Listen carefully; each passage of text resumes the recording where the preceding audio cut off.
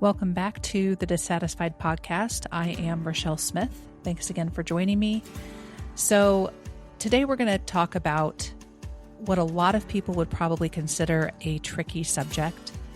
But, at this point in my life, I don't see it as a tricky subject. I see it as necessary and even crucial to discuss this stuff for the health and growth of Christianity and the body of Christ. I don't think there's an option anymore to talk about these things. So we're going to dive right in. In the Christian realm, especially I would say in the charismatic realm, we often hear things like, the spirit of this, or it's the spirit of that. And the reason you hear this is because as Christians, we look at things differently than the world does, right? We look at things spiritually and biblically. So we know that the spiritual realm is real, and we know that that means we are often dealing with spiritual forces. It goes back to the Ephesians 6 chapter, right? We've talked about that before. So for instance, when you hear about things like the sick and evil murder of this little girl, 7-year-old girl, Athena Strand, we don't look at it as just, the sinful, evil man that did this thing. We see it as more than that. And if you haven't seen anything about this case, I'm going to give you a quick rundown. I had not heard anything about it until recently when it was in the news. So a FedEx driver named Tanner Horner was delivering a package. This was on November 30th of 2022. And it was in Paradise, Texas. This is where Athena Strand, who is a 7-year-old little girl, lived. And he kidnapped her. And he put her in the back of his FedEx truck. And there is a video of her kneeling in the back between the seats, looking scared as he's driving the truck. And it's heart-wrenching. But anyway, it then shows he pulls over, shows him covering the camera in the truck, where even though you can't see anything anymore, you can hear everything. So you can hear this little girl crying. You can hear her asking for her mom. You can hear her ask if he's a kidnapper. And then you can hear when he is choking her. And they found her body 2 days later. So again, this case was in the news recently because I guess it finally went to trial. And he pleaded guilty, which is a good thing. But now the jury has to decide between the death penalty or life in prison. I say go for the death penalty. That's what should happen. But here's something interesting. So Tanner Horner, this guy who killed this little girl, he was on 2 psychiatric drugs. And I don't know why I even looked this up, but I did. So anyway, he was on 2 psychiatric drugs. One is fluoxetine, which is commonly known as Prozac. And the other one is called atomoxetine, commonly known as Strattera. Now, I went further to look some stuff up about this, and I went to Mayo Clinic's website. And Mayo Clinic's website actually states that using Prozac, which he was on, is not recommended to use with atomoxetine, which he was also on, because mixing those 2 medications can cause suicidal ideation and homicidal ideation. I don't think we talk about the dangers of psychiatric drugs enough. I really don't.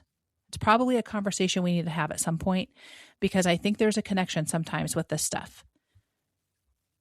But prosecutors in this case, they ended up playing some phone calls that happened between the murderer and his family when he was in prison. And during one call, his mom asked him what happened. And I'm just going to read this conversation. So she says, "What did you do? Did she die on her own?" His mother asked. "No," Horner admitted. "Oh my God," his mother exclaimed. "I know," Horner said. She also asked him whether he SA'd Athena. I have to use that instead of the other word because I don't want to get flagged. "Tanner, I just hope you didn't do nothing weird to that little girl," his mother said. "I didn't," he said. "Okay, I didn't think you did. I just know how you get," his mother said. "Well, actually, with my medication, I barely even have a libido, as it is," Horner said. And then in a conversation that he had with his grandmother, he once again denied SAing the little girl, but his grandmother asked, "Are you remorseful, Tanner?" "How can I not be?" he replied. "I haven't been on my medication for the last few weeks and I'm feeling emotional." Okay, so what's that telling us? I think it's pretty plain and simple. It's telling us that being on those meds probably made him feel nothing, and that's not normal. I've had family members who were on those types of medications in their life, throughout their life, who said that they would rather not be on them because it made them feel like zombies. And they'd rather feel something instead of nothing. So again, that's a conversation for another day, but I think that's something that we need to be aware of. But as Christians, we look at something like this case and we can see the spiritual components to it because there are spirits at work. There's no doubt about it. And one of them is a spirit of murder. In John 8:44, Jesus said of the devil, he was a murderer from the beginning. So a heinous act like this is a spirit of murder, completely demonic. Whether the psychiatric drugs opened the way for those spirits, to come in and influence this guy, that's a topic that we'll discuss at some point. But, there's things like this that are clearly and obviously demonic. You don't have to really decipher much to know that it's demonic, because even people who have no faith at all tend to call things like this evil. But this is an extreme example of looking at the spiritual side and identifying demonic spirits. But then we have things that are not so obvious, that seem to be really overlooked a lot. They seem to be brushed under the rug. And there are evil, destructive things at work within God's church that many people are way too fearful to address and talk about openly because of fear, because of backlash. And one of the things we hear a lot about in the church realm, especially I would say the charismatic realm, is the spirit of Jezebel. Have you heard that before? Or have you heard somebody say something like, "Oh, she's a Jezebel," or "That's a Jezebel spirit"? And what's happening when we do that, we are trying to identify certain traits in people, and then we compare them to what we find in the Bible. We're trying to put a label on things because we're trying to understand what's at work. So we read about Jezebel in the books of 1 and 2 Kings. And here's what we know about Jezebel from the Bible. So Ahab was the king of Israel, and he married Jezebel. But Jezebel was a worshiper of Baal. And Baal worship included cultic prostitution, sexual rituals, and human sacrifice, often of babies. So what happened is Jezebel led the nation of Israel into Baal worship. And the Bible says that there were 450 prophets of Baal. And so Jezebel was actually hell-bent on destroying the prophets of God. So I would encourage you just to go read 1 and 2 Kings, read about all that story. It's pretty good. Not pretty good. It is good. It's the Bible. But as you read these chapters in the Bible, you're going to find these traits about Jezebel. She was domineering, controlling, unrepentant, mocking, and she was ruthless in her pursuit of power and to get what she wanted. Those are some of her traits. And then, if you go to Revelation chapter 2, Jesus gives a warning to the church at Thyatira, and he says, "You have been tolerating this woman Jezebel, who was leading people into sexual sin and idol worship." Okay, so we see this name again. We see this Jezebel name again in Revelation chapter 2. Now, is Jesus speaking of the same Jezebel from the book of Kings, or is it someone else named Jezebel? Well, most scholars believe the name is symbolic in this instance. So Jesus could have used any name, right? But he used the name Jezebel. So I think that there is a correlation between the spirit in Thyatira, in the church at Thyatira, and the Jezebel in the book of Kings. So I know we have to be careful because I do feel we throw these things around too flippantly sometimes. We tend to overuse these terms sometimes. So when we mention the spirit of Jezebel, we are talking about someone who consistently exhibits those traits of Jezebel that we talked about. It's kind of like it just seems that's who they are. That's how they live their life. And here's what we need to remember about this. Jesus was addressing the spirit inside the church, not outside of it. This was something he was talking about that was going on inside the church. Does it exist outside the church? Yes, it does. But Jesus was saying, hey, I'm talking about you guys, my followers. You're tolerating this inside amongst believers. So Jesus said that is what he was holding against them. So it's not a good thing to tolerate that stuff. And I believe that I have seen that spirit operating in the church before. So I'm going to give you a little rundown. So in 2023, I went through a mentorship with Tracy Eckert, and she and her husband pastor a church in Texas. And I believe it was a total God thing. I had never heard of this woman before, but somehow I just stumbled across her Instagram page and I saw that she was doing this mentorship. So I read about it and it was not cheap. So at first I thought there's no way I'm going to be able to do this, but I just knew that I was supposed to. So I talked to Jared and he was super supportive and he just said, yes, do it, because he felt the same way about it. So this mentorship was 9 months long. It was super detailed, very involved. We even had a graduation for it in Texas, which was amazing. And it truly was one of the best things that I've ever done for myself. So thank you, Tracy, for the mentorship. But during this mentorship, I noticed that my friend, who was one of the leaders at the church I was at, she never asked me about it. And when I would mention it, the few times I mentioned it, I could sense that something was off. It was almost as if she didn't want to hear about it.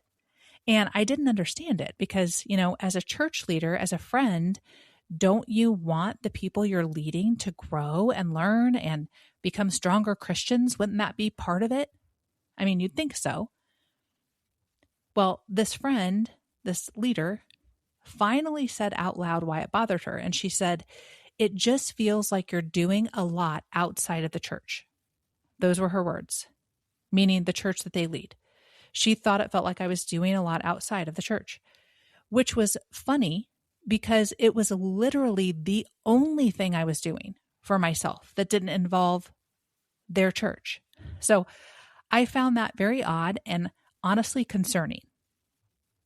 So I just thought, when we as friends and Christians can't cheer one another on in our pursuits of growth and learning and, growing in Christ, that's a problem. And so I realized that this was because of control issues. Because this mentorship was outside their canopy of control. So that means I was outside their canopy of control. And I'll tell you this, once you begin to recognize that the environment you're in is controlling, it's just like duct tape gets ripped off your eyes and everything starts to come into view. You start to look at things that happened in the past behaviors and situations, and you think to yourself, how did I not see that? Because everything just starts to come into focus. And you realize, oh, this is the way it's pretty much always been. I just had blinders on. And then when you leave a church that has those types of issues, control issues, especially if you're someone who has been there for a while and served, there will be backlash. And that is a sign of a Jezebel spirit at work. Is the person Jezebel? No, because our battle is not against flesh and blood, right? So the person is not Jezebel, but somewhere at some point in time, that person came under the influence of it and submitted to it. So we left that church, which I talked about in a previous episode. And a few months after I left, I went to a women's conference in Texas that Tracy Eckert, the woman who I did the mentorship with, she was having this at her church. So 2 friends went with me, and one of those friends was still at the church I left. So she was one of the only ones who had no problem staying friends with me. It was a miracle because it was the type of situation where, we were told that we were divorcing the family. So therefore we were basically cut off. But this friend, she's a grown woman who's walked with the Lord for a really long time, and she doesn't play those games, which I was so thankful for. She stayed my friend. And, I didn't play those games either. So I had no problem with her. But she loved that church, and she would often say how she knew it was where God wanted her. She felt called there. So there was no pressure from either of us to try to change each other's view on it. I didn't care about it. I was like, you be you, I'll be me, and we can love each other. We just wanted to stay friends because, that's the normal thing to do. That's what being a healthy Christian looks like. You can leave a church and stay friends with people. That's what it should look like anyway. And also this woman she is one of the most faithful prayer intercessors that I've ever known. So any church would be blessed to have her. I love that she's somebody who fights for me and prays for me. But anyway, we went to this conference in Texas and it was amazing. We had the best time together, the best time at the conference. But at the end of our time together, I started to feel like I needed to tell her something as a bit of a warning because of what I had gone through and the things that I had witnessed. So I said to her, hey, I feel like you need to know that when you go back to church and when X finds out that you were with me, she's not going to like that. Just so you know, I'm going to use X for the person's name. So I told her this, and I knew this was going to happen because I had become enemy number one when I left. Remember, it was said of us that we were listening to demons. They were telling people in the church that we left because we were listening to demons. So we were enemy number one. We were dangerous. But when I told my friend this, my sweet friend, she said, no, that won't happen. It's going to be fine. Well, Sunday came and X came up to my friend after service to ask how the conference was. And so she said it was really great and told her a little bit about it. And then she said, I was actually with Rochelle and Jenny and we had a great time. And my friend said that the moment that my name left her lips, X's facial expression changed and she walked away in a hurry. And then the next day, my friend received a text message from X, which said, we would like to meet with you. I feel you've been secretive and manipulative. Can you imagine? Here's my friend who has been a faithful attendant at this church for 7 years, calls it her home church. She's there early on Sundays, praying over every chair. She serves in ministry. And this is the kind of treatment that you get because you mentioned someone's name that you don't like. So this was a complete shock to my friend. She never could have imagined being accused of those types of things. And so over the next few days, there was a series of texts and emails between her and the leadership at this church. But my friend stood her ground. And ultimately, because of what was being exposed and what she was seeing, she just never went back to church there. And it was an extremely painful experience and process for her to go through because, you know, when you're being accused of things that are lies, that's hard. That's difficult. So let's just recap this. Because my friend was with me, because she was in proximity to me at a Christian women's conference, and apparently because she didn't inform X of every detail of her life, she was accused of being secretive and manipulative. Why?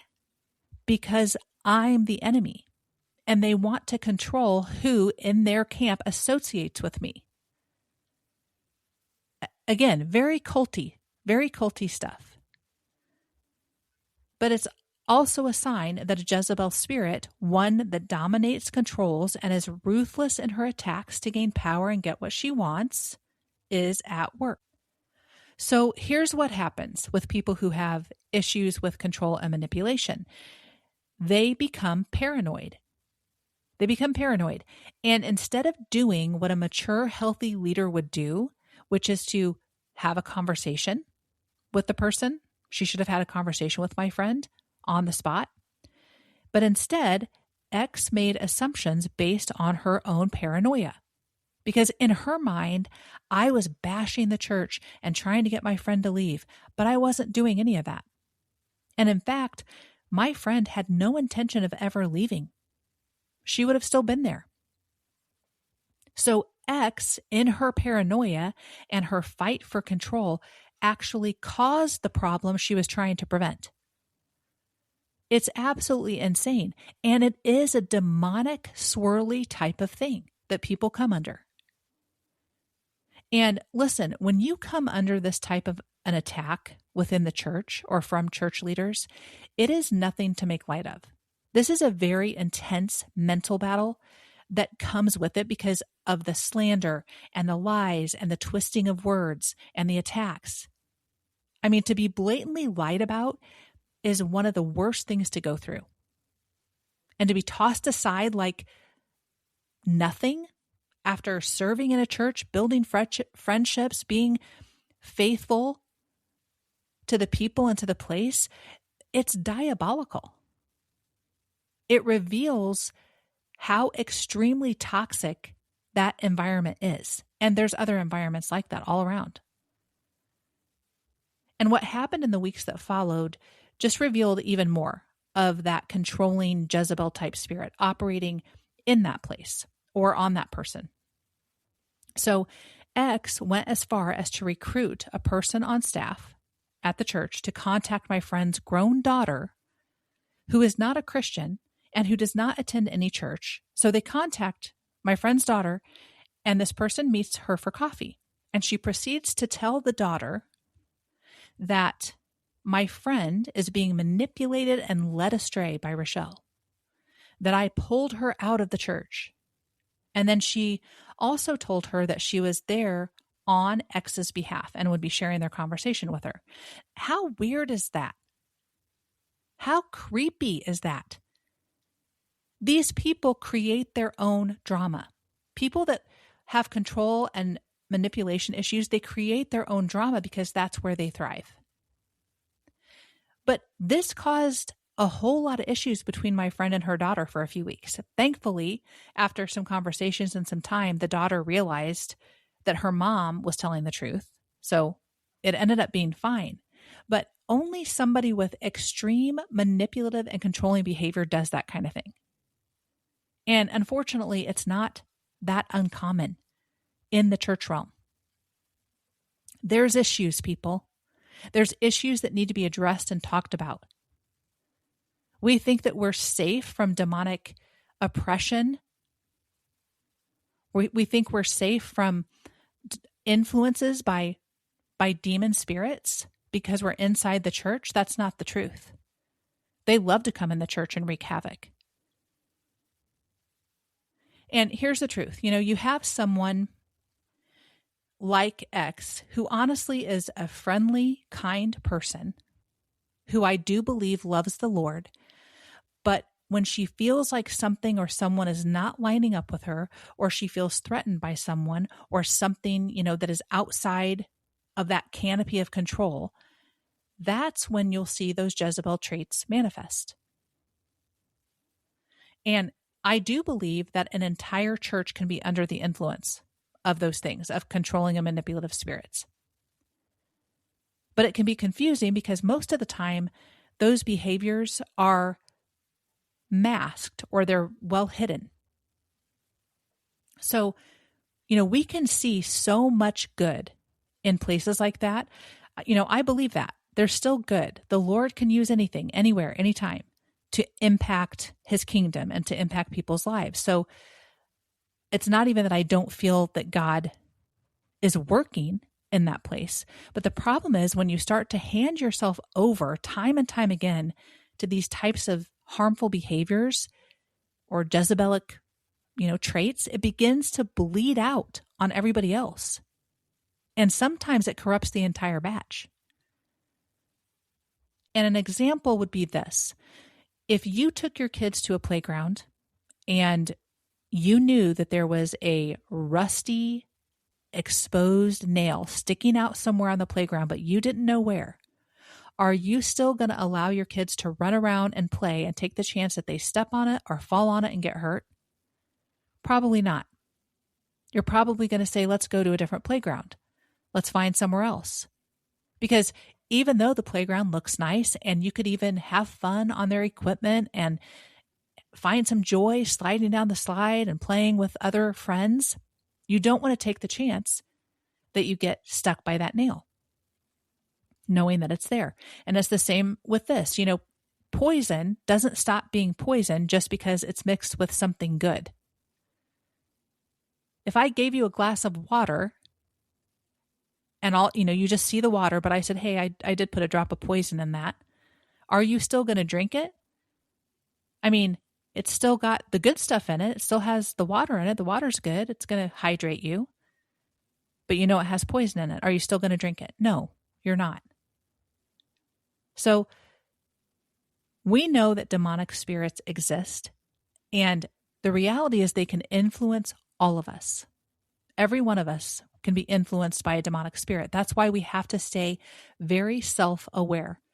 And along with that, we have to be willing to humble ourselves before the Lord so we can actually see where we need His help or where we need deliverance. Here's the thing. If you are hurting people and you don't feel bad about it, or somehow you feel justified in it, that is a sign that you might be dealing with a spirit that is not of God. And I have seen this happen with people. I've seen people hurt other people time and time again, and they don't feel bad. They justify their behavior. Okay, moving on. I want to talk about another spirit that the Bible talks about, and that is Leviathan. Have you heard about Leviathan? Honestly, it's only been in the last maybe 5 years that I've heard more about Leviathan. So you find this in Job chapter 41. And verse 34 says, Leviathan sees everything that is high. He is king over all the sons of pride. Leviathan sees everything that is high. He is king over all the sons of pride. So where there is pride, there is Leviathan. I would really encourage you to go read that entire chapter. It's all about Leviathan. And this thing is nasty. It's so destructive. And I'm going to read verses 25 through 29 just to give you an idea. It says, when he raises himself up, the mighty are afraid. At the crashing, they are beside themselves. Though the sword reaches him, it does not avail, nor the spear, the dart, or the javelin. He counts iron as straw and bronze as rotten wood. The arrow cannot make him flee. For him, sling stones are turned to stubble. Clubs are counted as stubble. He laughs at the rattle of javelins. So what is this Leviathan thing? What is it? Well, Bible scholars have various interpretations of what this thing is. So some think it's just a mythical creature. Others think it's a real earthly creature. And others believe it's an earthly creature, but that it also represents a spiritual force. And that's actually my opinion. I think it's an earthly creature who also represents a spiritual force. And that's why you will also hear things about the spirit of Leviathan. And according to those verses above, it's not something a human can fight. There's nothing we can do to take down Leviathan. No matter what somebody was trying to do to battle it, it didn't matter. So we are not meant to battle that spirit. Just a heads up, you're not meant to battle it. So the question is, where might you find this Leviathan spirit at work? Well, the government is one place. Hollywood is another place. It would not be hard to find that spirit at work. But we are talking about the church. So it is my opinion that where you find a spirit of Jezebel, you will also find a spirit of Leviathan, because they work in tandem. So remember, it says Leviathan is king over the sons of pride. And people who are controlling and manipulative have pride issues, like deep-seated pride issues. So in church leadership, if there is a Jezebel spirit in operation that does not get dealt with, it will eventually lead to this Leviathan spirit. And you will find it in places where there is no real accountability system set up. You'll find it in places where leaders have surrounded themselves with yes men, and anybody who tries to bring some accountability or even question anything will be accused of being divisive or difficult. Also, in those environments, when people try to confront issues, they will be accused of having a Jezebel spirit by the actual person or people with the Jezebel spirit. It's literally the ultimate form of gaslighting. So, on top of control, manipulation, and unrepentance, you will start to see it go to another level with the assassination of people's character, with slander and lies. You will literally see attempts to destroy the lives of anybody who dares to take a stand against it. And it's not a joke. This battle is real, and its ultimate goal is complete destruction. And when you are a victim of these types of spiritual attacks that unfortunately come through people, you have to go to the Lord. You have to call on Him. Because there are times that we're supposed to engage in the battle. Yes, of course. There are times we should speak up, like I'm doing now. But there are certain situations when the battle is the Lord's. So, 2 Chronicles, chapter 20, the nation of Judah was about to be attacked by this huge army. They were totally going to get slaughtered. And it says this, "Do not be afraid. Don't be discouraged by this mighty army, for the battle is not yours, but God's. Tomorrow march out against them. You will find them coming up through the ascent of Ziz at the end of the valley that opens into the wilderness of Jeruel. But you will not even need to fight. Take your positions, then stand still and watch the Lord's victory. He is with you. Do not be afraid or discouraged. Go out against them tomorrow, for the Lord is with you." So, even though the battle was not theirs, even though the battle was God's, they still had to go march out against their enemies, and they had to take their positions. And I was thinking through this, and here's a few of my thoughts. God could have wiped out that army, no problem, without the men of Judah ever showing their faces. So why did God still have them march out and take their positions if they were not going to fight? And here's what I thought. It's because presence matters. Your presence matters. There are times when it's completely in God's hands, but your presence is still needed. It is needed in prayer. It is needed in worship. And it's needed to stand against the intimidation and the fear that the enemy is trying to throw at you. So in verse 21, it says, "After consulting the people, the king appointed singers to walk ahead of the army, singing to the Lord and praising Him for His holy splendor. This is what they sang. 'Give thanks to the Lord. His faithful love endures forever.' At the very moment they began to sing and give praise, the Lord caused the armies to start fighting among themselves, and then they began attacking each other. Not a single one of the enemy had escaped." So, to me, that looks like their position was thankfulness and praise to the Lord. That was the position that they took. And, I believe when you are up against a Jezebel or Leviathan spirit, or both, it's a battle that is the Lord's. You will still need to march and take your position. You will need to be present through prayer, praise, and thankfulness, but God will fight for you. And I am not bitter. I want to make that clear. I am not bitter. I am not unforgiving. In fact, I have forgiven the people who hurt me and hurt my family. But last year, there was another level of attack that came, which was targeted at one of my children. And never in my life have I experienced something so evil and demonic, to be honest. And this story will be shared someday by my son. It's his story to really share. But when one of your children is wrongly accused and attacked by someone who presents themselves as a Christian leader, that unlocked something in me that I didn't know was there.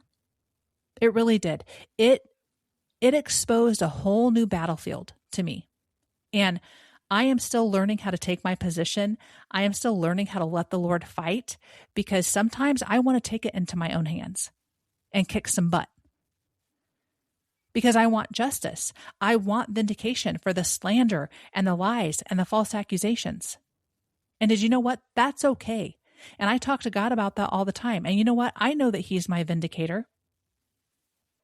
I know that He will fight for me, but I'm honest with Him and I tell Him, Lord, I want vindication. I want justice. I want there to be consequences for the people that move and operate in this type of wickedness. But the battle is the Lord's. So I will continue to march out. I will continue to take my position and let God fight for me. But we have to stir up our faith. We have to trust in the Lord's goodness, faithfulness, and His timing. That's what I'm trying to do. So if you have ever experienced similar situations, or if you've been affected by these types of controlling, abusive environments, feel free to reach out to me with any questions. You can email me at dissatisfiedpodcast@gmail.com, and I would be happy to chat or answer any questions you might have about some of this stuff. So thanks so much for listening.